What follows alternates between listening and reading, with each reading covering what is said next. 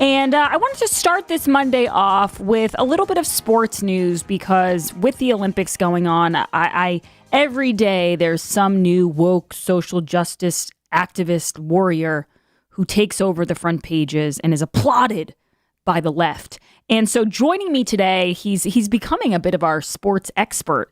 We have longtime Boston sports radio personality and CEO of swingjuice.com, Steve Dakota Happas. Dakota, thank you so much for joining the show. Hey, Grace. All right, so first off, I got to get your take on this Gwen Berry situation. Let me set this up for people. Gwen Berry, she's a U.S. hammer thrower, and she was on the podium. I believe she came in third, and she decided to turn towards the audience, turn towards the stands, because she did not want to look at the flag. She thought she was set up by the people putting on this event, by the Olympics, and she put a T-shirt over her head that said "Athlete Activist," all in the hopes that it would be clear that she does not respect the flag or the national anthem. You know, I'm trying to figure out her logic. Dakota, what do you think about this? Well, I think it's just another one of people putting excuses past their actions. And, we've seen it, and I think we'll dive into maybe the, Jalen Rose comments and stuff and coming out and apologize. But these are just... people are doing what they want. They're acting first, realizing and trying to walk things back. So now it's become this setup thing. When I first saw this, and I don't know if it was on Twitter or wherever I was just like, I can't imagine it. Like, this stuff continues to disgust me personally, that I'm almost just completely turned off by anything about whatever sport it might be. And in general, it's becoming a huge problem in society, and something that we can talk about a little bit later as it relates to the NBA and the other leagues. But could you imagine when you're in fourth grade and during the Pledge of Allegiance, you decide to turn your back on the flag, and you would have been castrated in this country. And I don't care whether you're white, black, yellow, green, blue, whatever color of the spectrum. Your 2 feet are in America. You are given the greatest opportunity out of any nation in the world to live and prosper and earn and live healthfully and grow a family. And it's one of the reasons why, people come to this country to gain citizenship. And for people that are born here to want to become, as you even said it, these activists, just sicken me as well as a lot of other people. And I wish someone at the Olympic Committee or whatever say, listen, if you want to become and represent America, this nation, which you are, this is the Olympics. You represent that nation. And we have people that don't represent where they're from. They decide to move and represent a different nation. If you're going to represent the nation of the USA and wear the red, white, and blue, then you damn better respect the national anthem or your country, because this makes you look like trash, and it makes our country look like trash. And as a U.S. citizen taxpayer who loves our country, I'm sickened by it. I'm sickened, and I wish somebody would kick her off the Olympic team. Yeah, and I agree with you. It is kind of, put your money where your mouth is. If this country is so bad and it's been so bad to you, then just don't go. Give the spot to somebody else if you really want to prove that it's that bad. I actually, speaking with Dakota, he's a longtime Boston sports radio personality. There was a great quote in the Fox story about this by Mark Davis. He's a radio host, and he said, Berry needs to learn that it's not about the anthem speaking for her. It's about a moment of gratitude for this country that makes her Olympic dream possible. And I thought it's very true. The flag isn't supposed to be about you. We're all supposed to be about the flag. There's a big difference.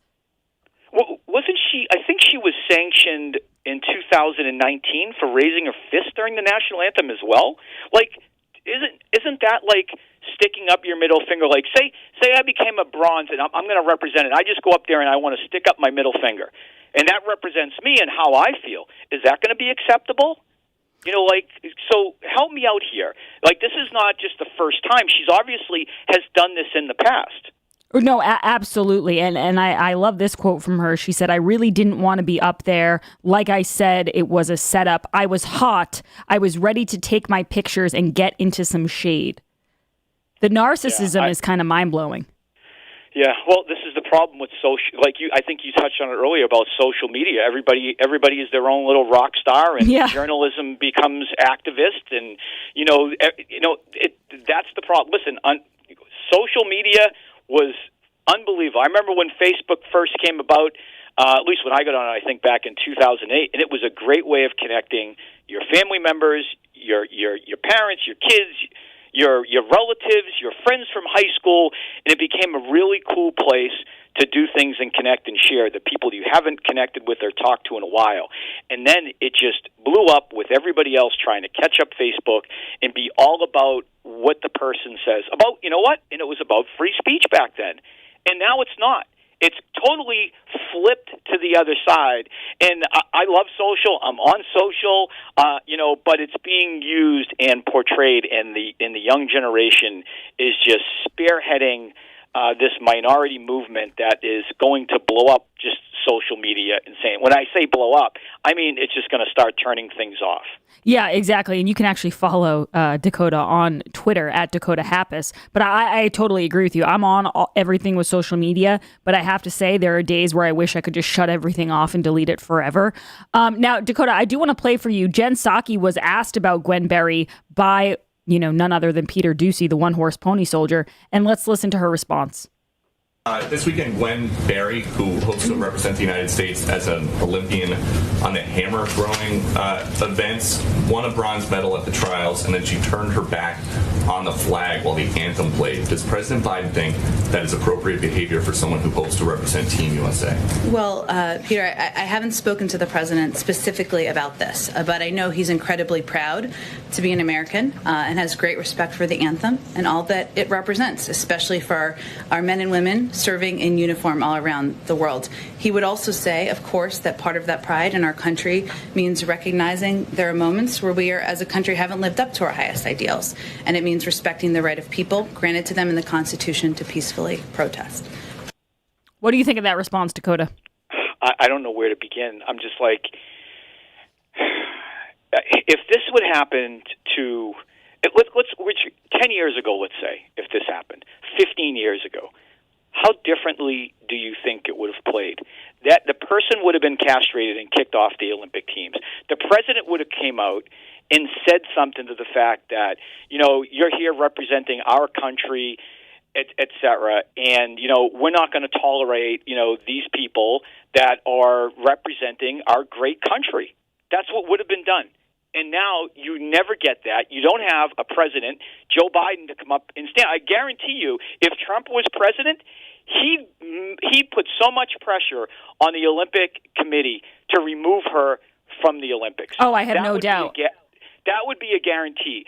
So Biden, the fence-sitter, needs to try to play both sides of it and says he's great about this country, but at the other time, it's okay for people to, I guess, be against America and still represent this nation. So what are we doing here? No, absolutely. Dakota, I do have to hit a couple more things with you, so I'm going to move on from that. I want to ask you about this Jalen Rose comment. We talked about it last week, and he seems to be walking it back. Jalen Rose calls Kevin Love a white token on the U.S. Olympic basketball team. He was, he really thought the team should have been all black. And he said, don't be scared to make an all-black team representing the United States of America. I'm disappointed by that. I'm not an expert on basketball, Dakota, as my audience very well knows. But I just find that to be a very hurtful comment just on a personal level for Kevin Love, that he gets this great honor.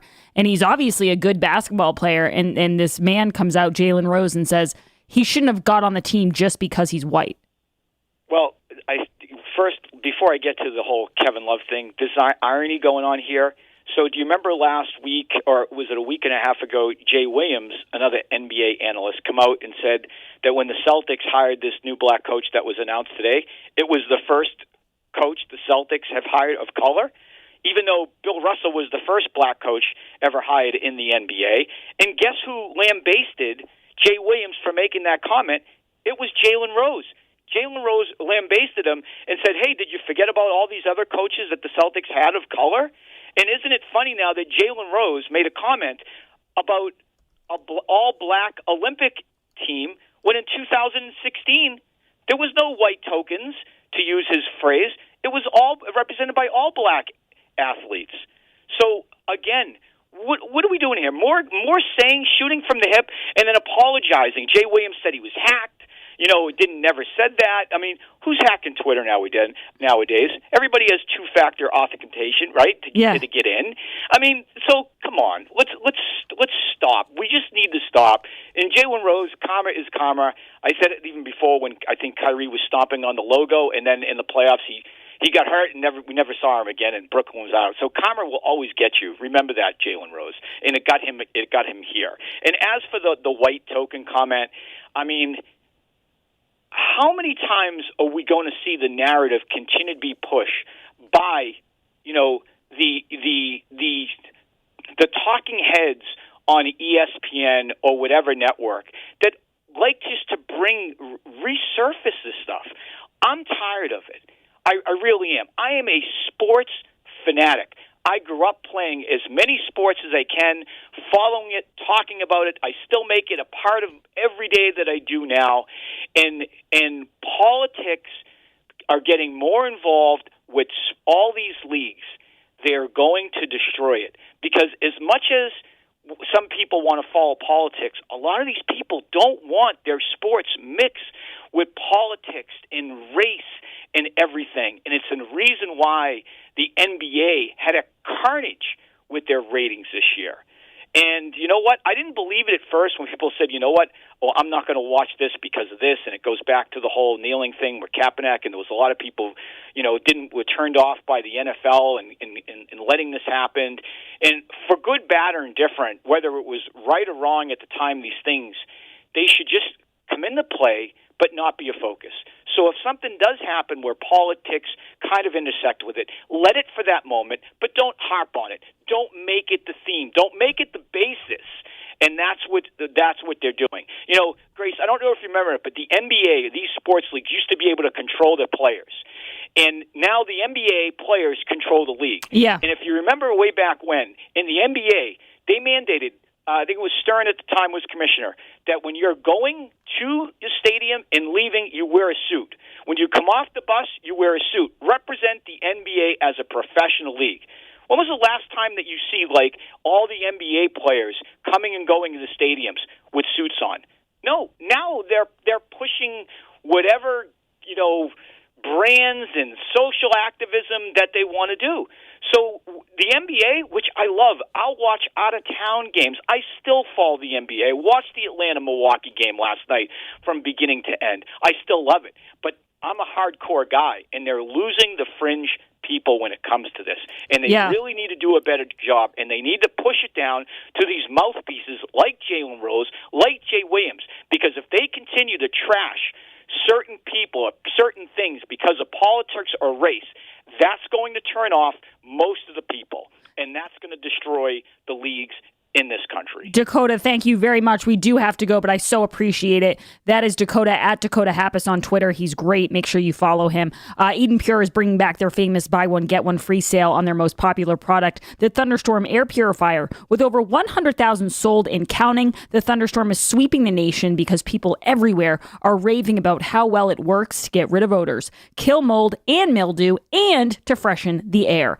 It starts working in a matter of minutes to cleanse the air in your home, and it helps you start breathing better. There are no costly air filters to replace, saving you hundreds of dollars every year. Find out what you've been missing. Get a Thunderstorm for yourself. Eden Pure guarantees the Thunderstorm to get rid of any odor or get your money back. You have nothing to lose. And right now, Eden Pure is offering a BOGO deal to my listeners. This week only. That's right. Buy one, get one free. Pet, kitchen, tobacco, and basement smells are gone in no time with the Eden Pure Thunderstorm. Go to EdenPureDeals.com and put in code word GRACEBOGO. That's EdenPureDeals.com. Code word Grace BOGO. Hurry, these will sell out quickly, so don't delay. And this offer ends July 4th. So I would hop on this right now. Shipping is free. We'll be right back with your calls. 844-500-4242. It's The Grace Curley Show. You're listening to The Grace Curley Show.